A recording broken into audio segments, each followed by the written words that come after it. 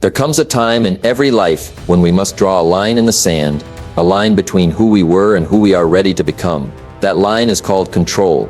Taking control doesn't mean life gets easier, it means you get stronger. It means the excuses start dying and the possibilities start living. It means you stop handing over your power to the opinions of others, the circumstances of the day, or the weight of the past. You begin to realize something: no one is coming to save you. No one is going to hand you the life you dream of.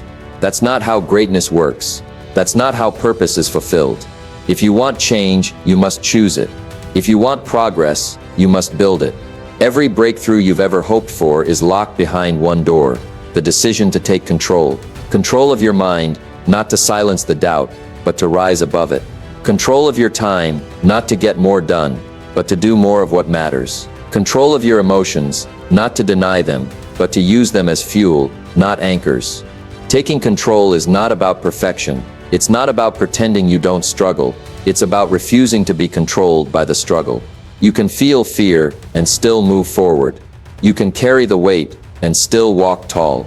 Look around.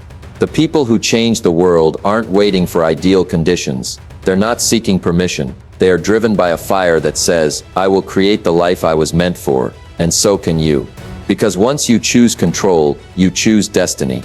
You stop reacting and start responding. You stop surviving and start living. You stop hoping and start becoming. This is your life, and you are not a passenger.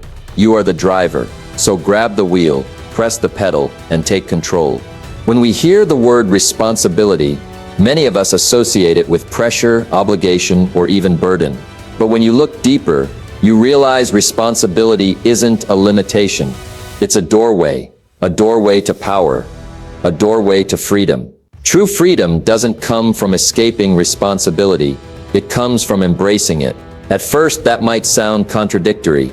We imagine freedom as doing whatever we want, whenever we want. No rules, no consequences. But that's not real freedom. That's chaos. And chaos leads to regret, wasted time, and broken potential. Real freedom is earned. It's built. It's developed by the individual who is willing to take ownership of their life. When you begin to take full responsibility for your thoughts, your actions, your choices, and your outcomes, something incredible happens. You stop blaming. You stop pointing fingers. You stop waiting for external change. You begin to understand that your life is a reflection of your internal decisions, not your external conditions. That realization is not heavy, it's liberating. Because if your decisions are the problem, then your decisions can also be the solution. Most people want freedom without paying the price. They want success without struggle, growth without discomfort. But the individual who embraces responsibility understands a deeper truth, that the very act of choosing to own your life puts you back in the driver's seat. You are no longer a victim of your past. You are no longer at the mercy of what someone else did or didn't do.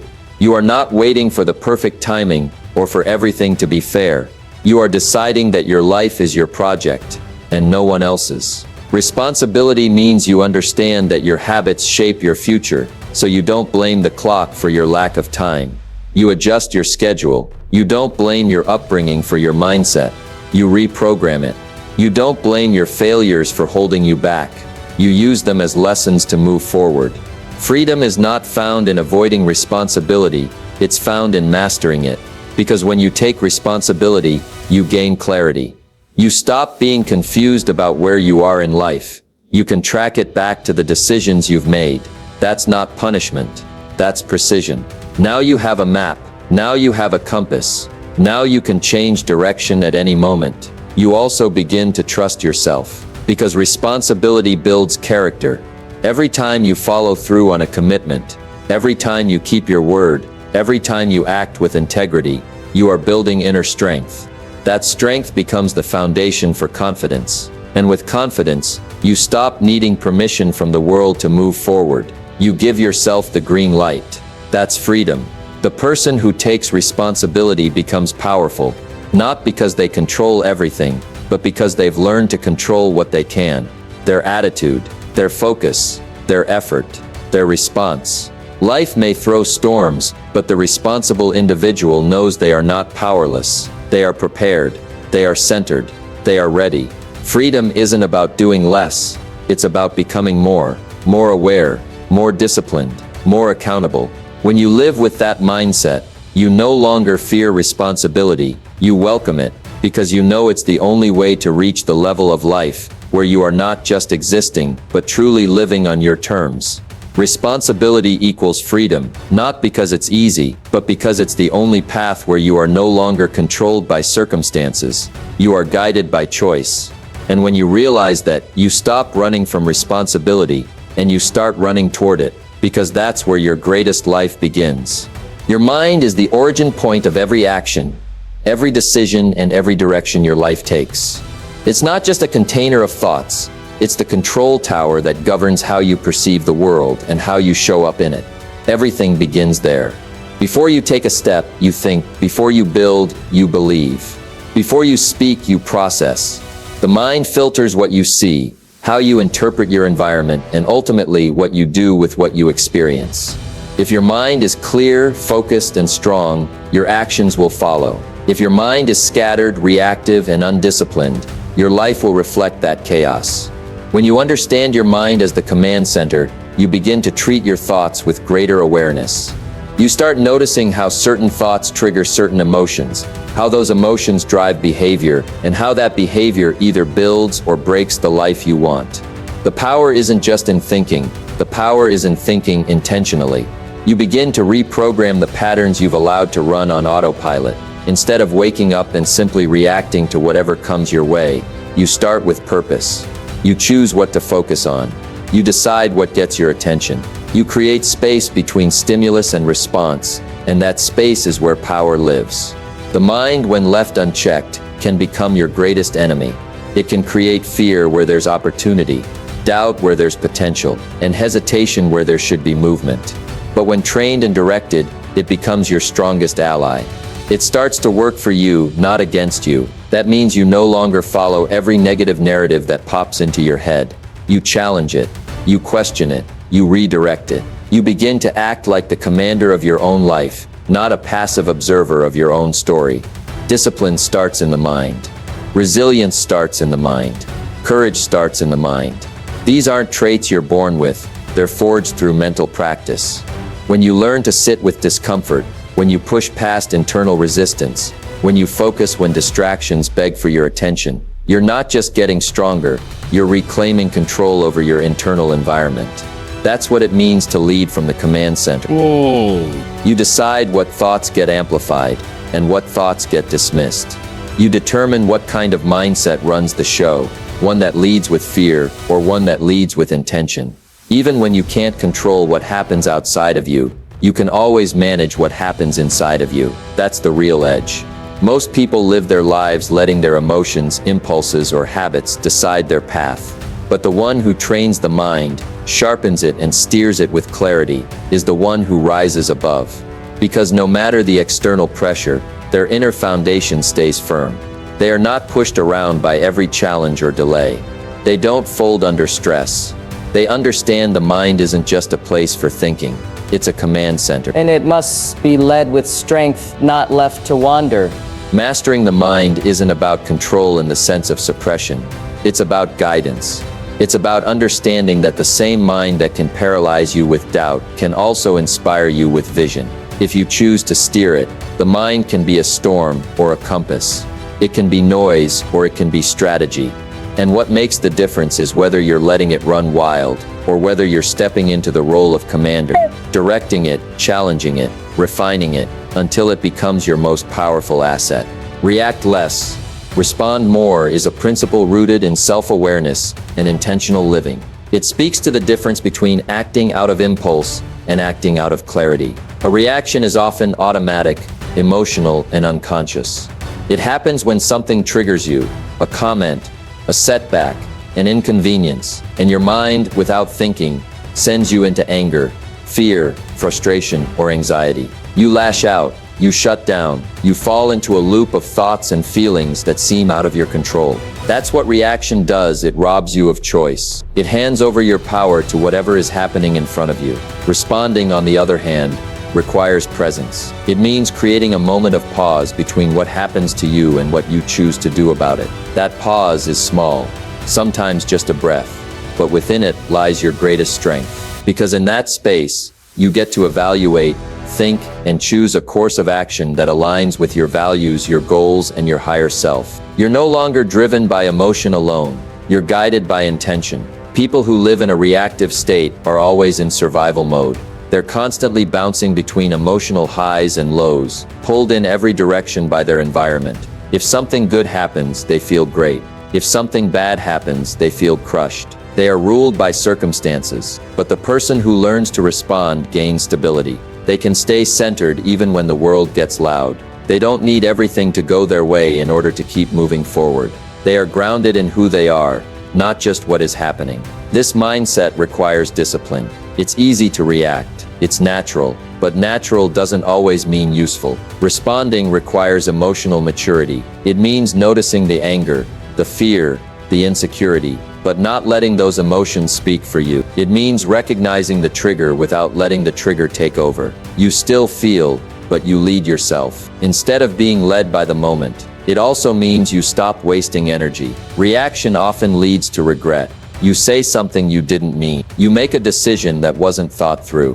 You escalate situations that could have been neutralized with calm. But when you respond, your energy goes towards solving, building, improving. You focus on what's productive, not just what's loud. Responding doesn't make you passive. It doesn't mean you let people walk over you, or that you suppress how you feel. It means you choose the time, place, and way you express yourself so that it actually serves your outcome. You don't need to prove your strength through outbursts. You prove it through restraint, wisdom, and action that aligns with who you want to be. The people who make the biggest impact in life are not the ones who yell the loudest or react the fastest. They're the ones who stay composed under pressure.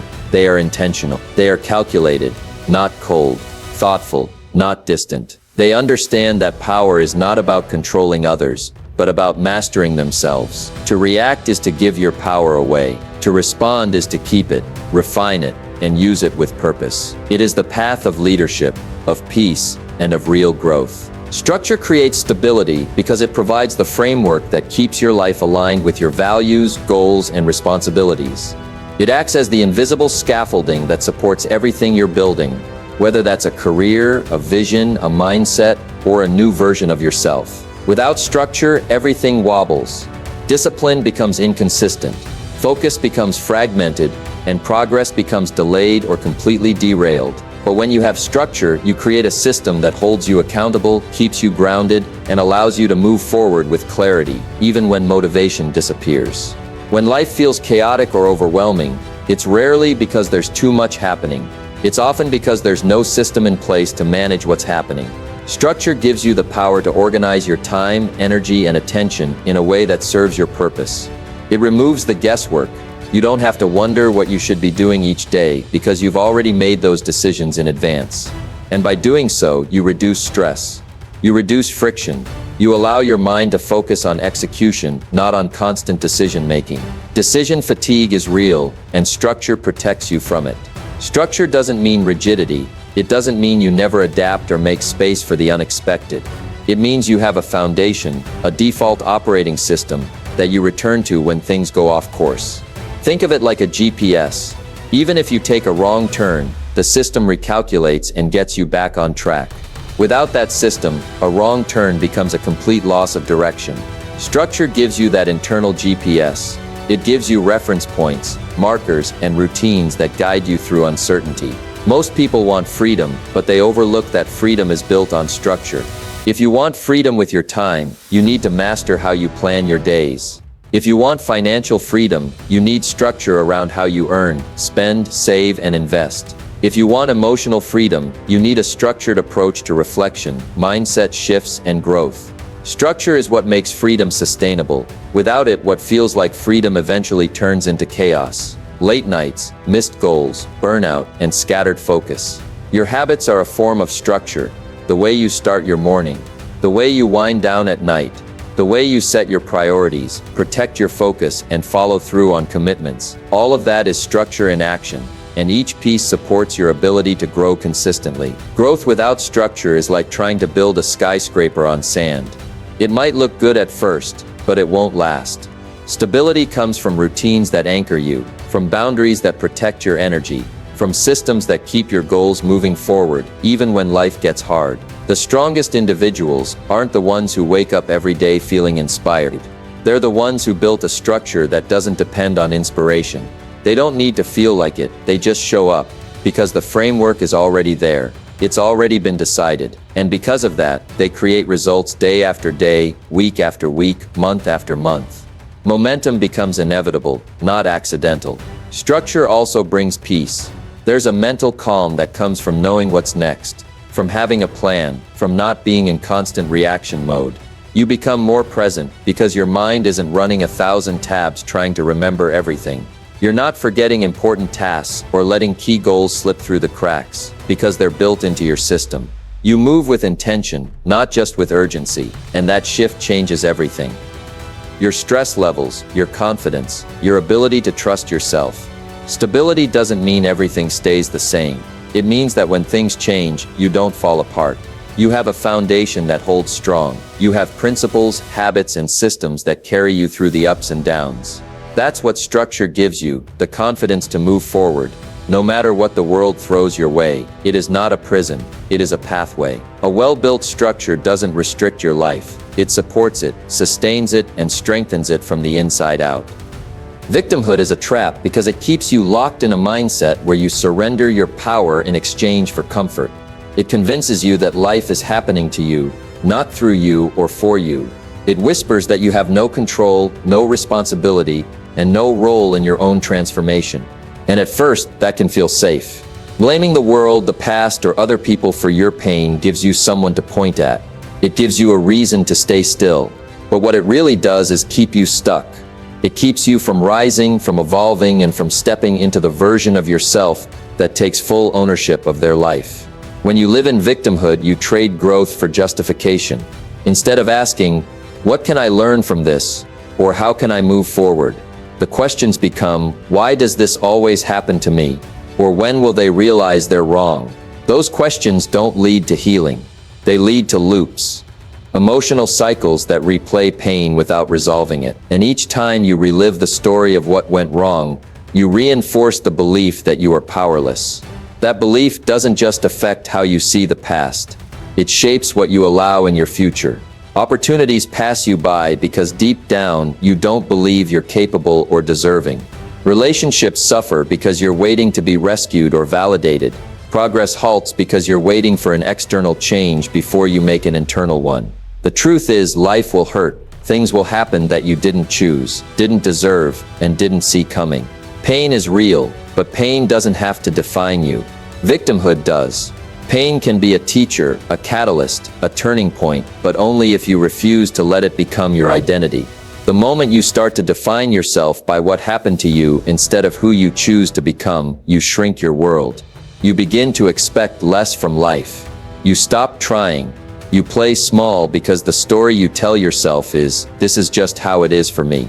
What victimhood hides is that there's a difference between being a victim of an event and living as a victim.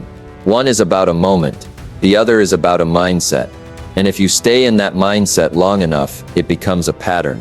It seeps into your language, your attitude, your habits. It affects how you show up in conversations, how you pursue goals, how you view yourself in the mirror. It tells you that the only way to feel powerful is to stay wounded. That your story only matters if it hurts. That's the trap. It gives you a false sense of significance by keeping you in pain. Freedom begins when you choose responsibility over resentment.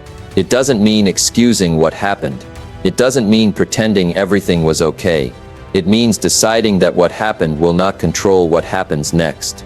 It means saying, "I cannot change what was done to me, but I can choose what I do now." That choice is what breaks the chains. That choice is what begins to rebuild confidence, clarity, and control. The moment you stop waiting for someone to fix it, or apologize, or understand, and you choose to take ownership of your healing, your future, and your voice, the trap begins to break. Victimhood wants you to believe that staying small keeps you safe. But what it really does is keep you invisible. You lose yourself in the narrative of your wounds. You forget that there's more to you than what happened. There's strength under the scars. There's wisdom in the pain. There's purpose buried beneath the struggle. But you'll never uncover it if you keep feeding the belief that you're stuck. You're not stuck, you're scared. You're hurt, you're tired. But you're not powerless. Power returns the moment you stop living the story and start writing a new one. Victimhood is not your home, it's a detour. And every detour ends when you decide to turn the wheel. The trap of victimhood may feel familiar, even protective, but it is not where your power lives. Your strength begins the moment you stop waiting for life to change and start becoming the one who changes. You are not defined by your pain, your past, or what was done to you. You are defined by what you choose to do next. Responsibility is not a burden, it is your liberation. The world may have wounded you, but it cannot stop you. Not if you rise, not if you reclaim the pen, not if you choose to live from power, not pain. This is your life. Own it, lead it, transform it.